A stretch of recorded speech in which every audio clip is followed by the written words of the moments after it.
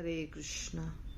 भगवत गीता अध्याय 1 श्लोक संख्या 36 से। श्रील प्रभुपाद की जय। पापम एव आश्रयेत अस्मान् हत्वा एतान आततायिनः। इसको मैंने पढ़ा, पर यहाँ से पढ़ा ताकि वो आसान हो। तो हमने देखा पापम एव आश्रयेत अस्मान् हत्वा एतान आततायिनः तस्मात् न अर्हा वयं हन्तुं धार्तराष्ट्रान् सबान्धवान्। ये देखिए, तस्मात् न अर्हा वयं हन्तुं धार्तराष्ट्रान् सबान्धवान् स्वजनं हि कथं हत्वा सुखिनः स्याम माधव। तो जब बहुत बड़ा शब्द हो, जैसे ये देखिए कितना बड़ा शब्द है ना। पापम एव आश्रयेत, ये देखिए सबको मिला दिया है। 1 2 3 4 5 6 7 शब्द इसमें मिले हुए हैं। पापम एव आश्रयेत अस्मान् हत्वा एतान आततायिनः। फिर यहाँ तस्मात् न अर्हा वयं हन्तुं धार्तराष्ट्रान् सबान्धवान् स्वजनं हि कथं हत्वा सुखिनः स्याम माधव। तो ये जो श्लोक है, ये पढ़ने में थोड़ी दिक्कत होगी, तो यदि दिक्कत हो रही है तो यहाँ से पढ़ सकते हैं आप। यदि हम ऐसे आतताइयों का वध करते हैं तो हम पर पाप चढ़ेगा, अतः यह उचित नहीं होगा कि हम धृतराष्ट्र के पुत्रों तथा उनके मित्रों का वध करें। हे लक्ष्मीपति कृष्ण, इससे हमें क्या लाभ होगा और अपने ही कुटुंबियों को मारकर हम किस प्रकार सुखी हो सकते हैं। तो ये श्लोक है, और परपोर्ट में प्रभुपाद ने 6 प्रकार के आतताई का वर्णन किया है। जो विष देने वाला होता है, जो घातक हथियार से आक्रमण करता है, जो धन को लूट लेता है, जो भूमि को लूट लेता है, जो पराई स्त्री का अपहरण करता है, इन सब को आतताई कहते हैं। और इनका वध तुरंत कर देना चाहिए, क्योंकि इनके वध से कोई पाप नहीं होता, प्रभुपाद ने परपोर्ट में लिखा है।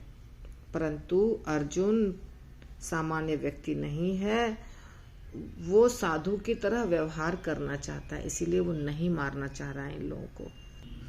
प्रभुपाद बताते हैं कि वह स्वभाव से साधु है, अतः वह उनके साथ साधुवत व्यवहार करना चाहता था।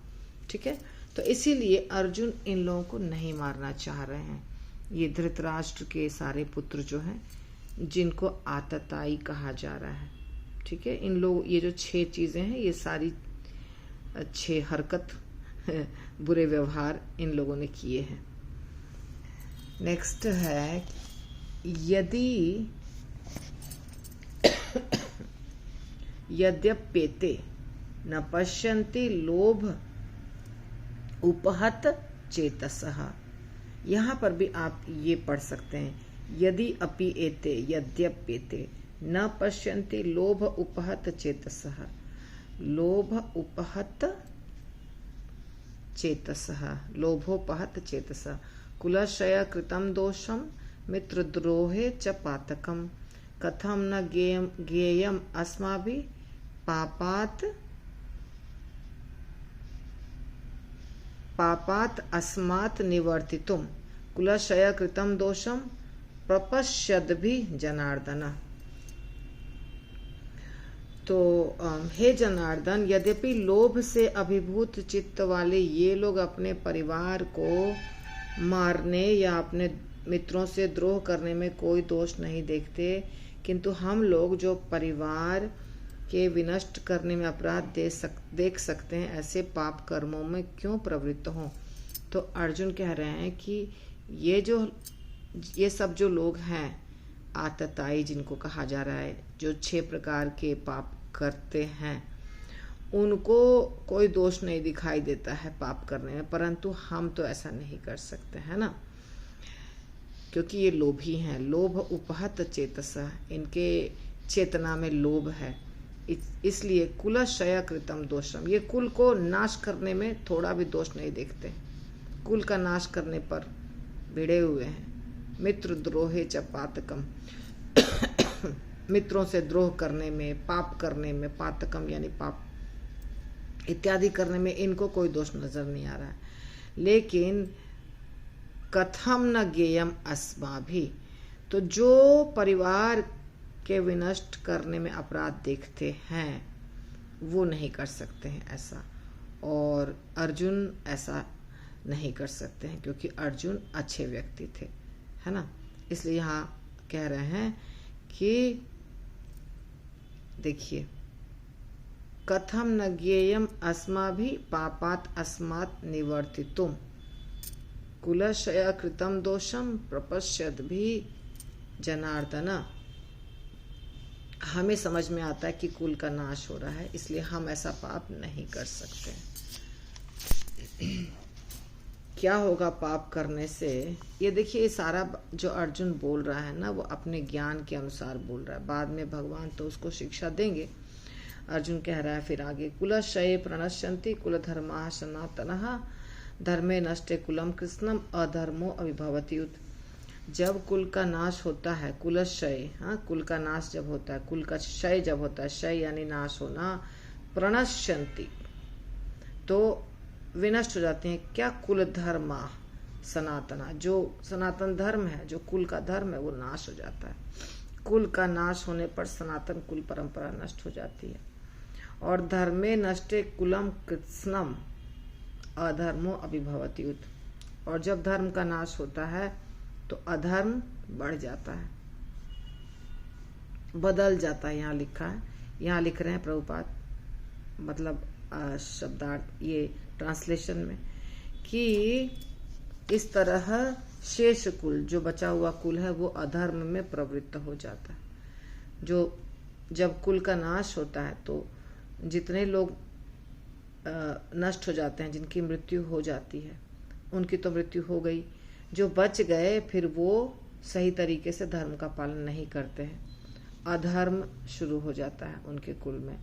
तो कुल का नाश होने से कुल का धर्म जो सनातन समय से चला आ रहा है, सनातन यानी भगवान कृष्ण जो ज्ञान दिए हैं, जो धर्म है, जो वेद है, वो सब सनातन है। वो कोई एक समय पर नहीं बताया गया है, वो है सनातन। तो वो कुल धर्म नष्ट हो जाता है, और जब कुल धर्म नष्ट होता है तो अधर्म शुरू हो जाता है, ठीक है ना। अधर्म शुरू हो जाता है, क्योंकि ये देखिए अधर्म, सारे लोग अधर्म में लग जाते हैं, अधर्म में प्रवृत्त हो जाते हैं। उसके बाद क्या होगा? अधर्मात् अभिभवात् कृष्ण प्रदुष्यन्ति कुलस्त्रियः स्त्रीषु दुष्टासु वार्ष्णेय जायते वर्ण संकरः। और जब अधर्म प्रमुख हो जाता है, अधर्मात् अधर्म अभिभवात् कृष्ण, अभिभवात् यानी प्रमुख, अधर्म जब प्रमुख हो जाता है, हे कृष्ण, प्रदुष्यन्ति कुलस्त्रियः, कुल की स्त्रियां दूषित हो जाती हैं।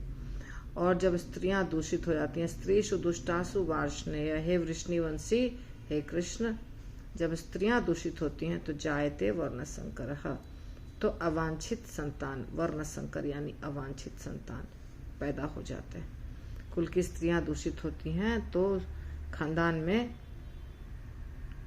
वर्ण संकर बच्चे पैदा हो जाते हैं।